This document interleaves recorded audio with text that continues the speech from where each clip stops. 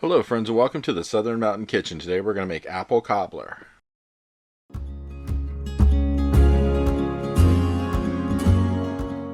So everything you see on my counter is what we're going to use to make this, and I kind of sectioned it out for you because everything that's going to be on the right side is for getting your apples ready, and everything that's going to be on the left side is what we're going to use for the batter and to actually put into the pan as we're making the actual cobbler. So it's kind of separated.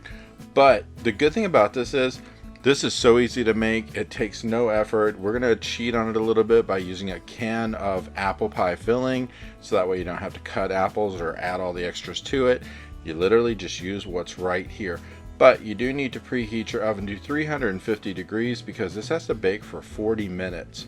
So we want to make sure that that oven is hot before it goes in there because we want it to actually cook thoroughly. So we're going to start out with a bowl, which we're going to add our can of apples to. And this is just straight up apple pie filling. It's really easy to get from the store. There are many different kinds you can get. Once we add some seasoning flavoring to it, it's actually going to taste amazing regardless of what kind you use. But let's get this all into a bowl, and then we're going to mix some other stuff into it. So once we have it in there, we're going to add a teaspoon of vanilla extract and move that around a little bit to get the vanilla mixed into the apples before we move forward any. We just want to make it really mixed in. Then we're going to add a half a teaspoon of ground nutmeg, and then after that 1 teaspoon of ground cinnamon. And as we go along, we want to keep mixing this to make sure that all of this goes all through everything that's already in there. And then last, we're going to add 1/3 of a cup of brown sugar to this mix. And this is all just going to help these apples have an amazing taste to them. So we just want to make sure that we get all of that in there and it's mixed through, and there's nothing that's dried hanging around the sides or whatever. We want it all incorporated into the juice of what was already from the apples, which basically it's kind of a syrupy juice, but it works to our advantage because we don't have to actually cook these or add anything to them in a way that you have to go through the whole process of cutting them from raw apple. So keep mixing that until everything is mixed in, that you don't have any dry parts anywhere. And when that's done, we're going to set it to the side and move on to the next step. So in another bowl, we're going to add 1 cup of all-purpose flour. Then to this, we're going to add 2.5 teaspoons of baking powder. We're going to whisk this a little bit because we want to make sure that that baking powder moves throughout all of the flour. Once you get this completely mixed together, then we're going to add in 1 cup of sugar. But we want to make sure it's really mixed through first before we add the sugar into this, just to make sure everything is really incorporated. So 1 cup of sugar, whisk it around a little bit after that. And then after we get this whisked together, the last thing we're going to add into this at this point is 3/4 of a cup of whole milk. And once we get it in, we're going to mix it in. And this is going to make the batter that we pour into our baking dish to make this cobbler. So just go ahead and mix this around, and then once you're ready, just go ahead and pour in your milk. Now, when we get this all mixed together and we're ready to put it into a pan to bake, I'm using an 8x8 pan, and mine is a glass one.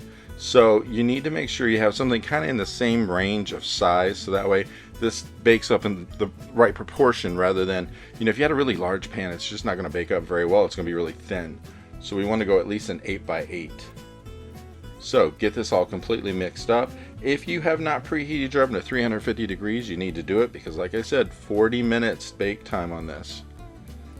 So once this is completely mixed up, I'm going to go for my pan, and I'm going to get some nonstick cooking spray on my pan just to make sure that it's ready to roll, because you want to make sure that this stuff doesn't stick to the edges, set up shop in the bottom, stick all over. So just go ahead and spray it first, especially around the edges of it, because that's where the stuff is going to bake up a lot onto. Then afterwards, I'm going to take my butter. Now I have a stick of butter here, and I'm just going to layer it across this, and I'm going to pop this in the microwave to melt the butter for just a few seconds, because I want it melted before I pour anything else into this. Now yeah, you can melt this in your little bowl and then go ahead and pour it in. That's your choice. Neither way is wrong. You can do whatever you like with that.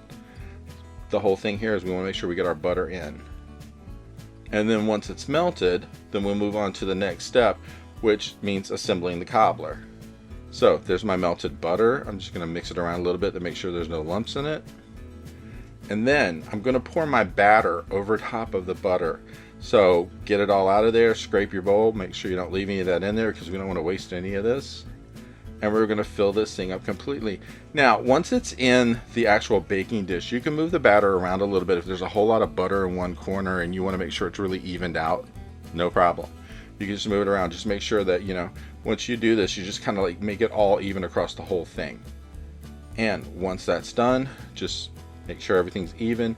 Then afterwards, we're going to bring the apples in. So, as you can see, I'm just moving this around just a little bit just to make sure it's kind of even. Because once the apples go into it, they're going to help move it around as well. Because you can't really mess this up. It's just that easy, y'all. So once we got it done, we're going to get ready for our apples. Now, the best thing about this is, once you get these apples in here, you're almost ready to bake this. So just go ahead and distribute your apples across it. Make sure that you don't leave any big holes anywhere that don't really get any. Because as it bakes, the actual batter is going to come up around as it's baking and coat these apples where it's pretty much covered by the time you're done. So you don't have to push them down or anything like that. It's still going to cook and it's still going to work. So just make sure that as you're scooping this up, if you have a lot of this syrupy stuff in the bottom, you can bring that over too, because that's just going to add to the flavor of the cobbler, which we don't want to miss out on any of that. So just go ahead and add it in. And once we're done with this, literally I'm doing one more thing before I put it in the oven, and I'm going to sprinkle the top with a little bit of cinnamon sugar. We're talking maybe 1.5 tablespoons, just to go all over the top of it to give a little bit of an edge on the top as you're tasting it. But that's about it. That's all there really is to doing this.